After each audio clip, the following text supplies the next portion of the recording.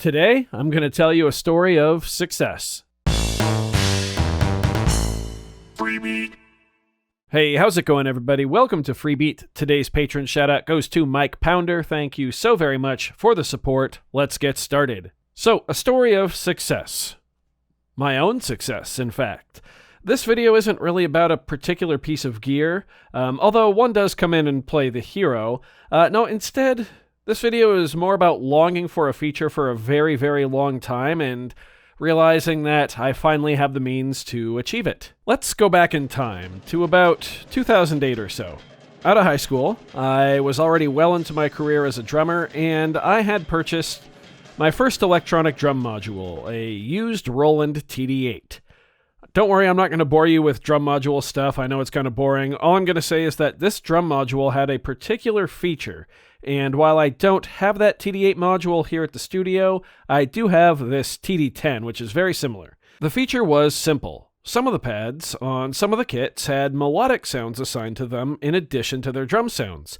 And these melodic sounds would cycle through different notes every time you hit that pad, and those notes would be in key with each other. So every time you hit the pad, you would get a drum sound as well as a note, a melodic note from an instrument. Here's an example of what a kick drum with a bass synth would have sounded like.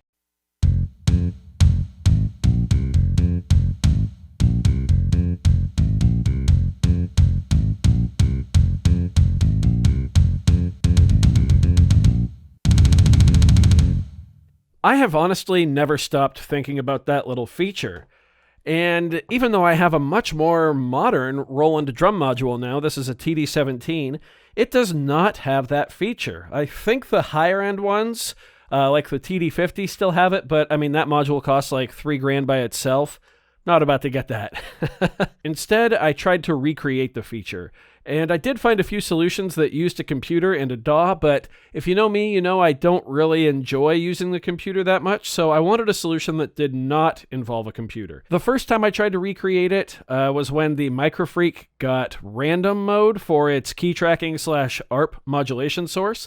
However, even with scale mode on, the modulated pitch does not adhere to the scale, which basically means it's not what I'm after. Yeah, I'm getting a random note every time I, press a key or, hit a pad if I hooked it up via Midi, but there's no way to control what pitches those are within a scale.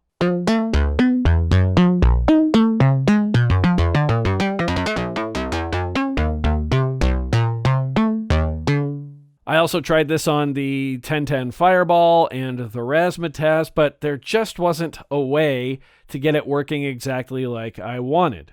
I then turned my attention to the Dirtywave M8. Now, I've had the M8 for about 5 months now, and I've explored a lot of it.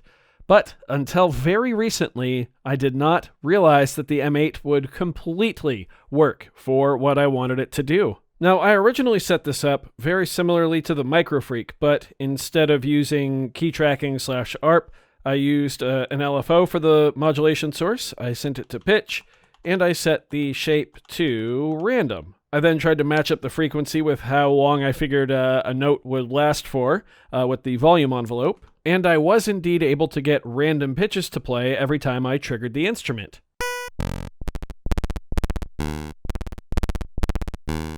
However, even with a proper scale set, in this case D Dorian, I couldn't get the pitches to adhere to that scale. And I'll tell you why in just a minute. Anyway, I did a few searches for Dirtywave M8 quantized pitch modulation, couldn't find anything, and just kind of gave up. Fast forward to a few days ago, I finally started to learn about and experiment with tables. Tables are, for lack of a better explanation, a sequencer within your instrument itself. Each table consists of 16 steps, and each step contains note information, volume information, and 3 effects columns. Triggering an instrument triggers the table. This makes it super easy to do things like arpeggiation, little chiptune blips like that, vibrato. You can even use volume to do some like fake sidechaining, although the M8 can do real proper sidechaining as well. It's just a very useful tool. However, I then discovered table tick. aka how fast the table runs.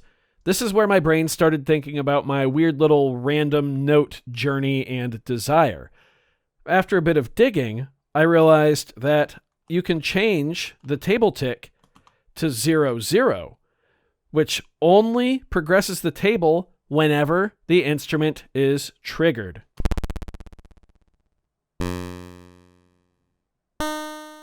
So by now I was getting seriously excited. I'm going to clear this LFO modulation. We don't need the pitch modulated at all. Now the reason I was starting to get excited is because I realized that with our 3 columns of effects, we can use an effect called RNL, or randomize left. It randomizes the value of the command to the left. So if we put it right here, well, the command to the left is the note value. We can then adjust the value of the randomness. Let's hit play.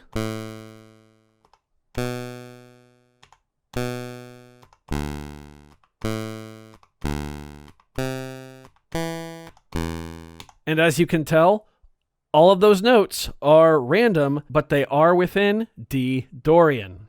Success. All that's left after that is to just clean things up by inserting a hop command down here, and then tell it to hop back to the start. This will essentially just give us a 1-note table.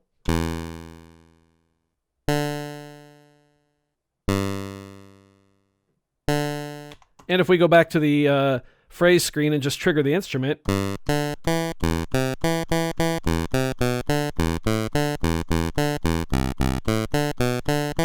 we can hear we are indeed getting a different note every time, but in D Dorian. However, it doesn't end there. I'm going to go to a different instrument that I have set up here, and I'm going to show you something else I realized I can do. So on those old Roland modules, like for instance that bass note I showed you, I think there were 5 or 6 notes that it would just cycle through. So the idea is you could change up your kick pattern and get different bass lines, but they were the same repeating notes. So if you started to memorize the structure of the notes and how they repeated every time, you could manipulate that to your advantage. Well, with tables, I can also easily recreate that. Instead of randomizing the note, I instead have the root note, then 2 semitones up, then 3 semitones up, then 7, then 5, and then it resets. So I've essentially got 5 notes here that the instrument will cycle through every time it's triggered and then repeat.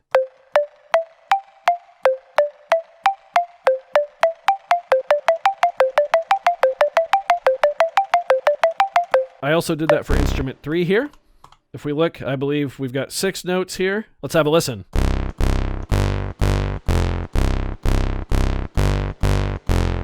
So I later realized that the reason this is working is because it's randomizing the notes in the table, which again is basically a sequencer for the instrument itself.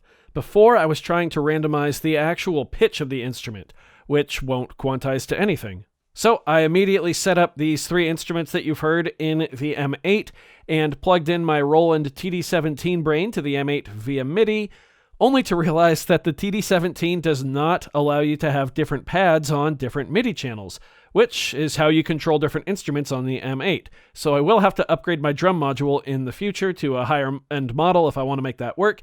However, my Roland SPD-SX does allow me to assign different pads to different MIDI channels, so let's have some fun.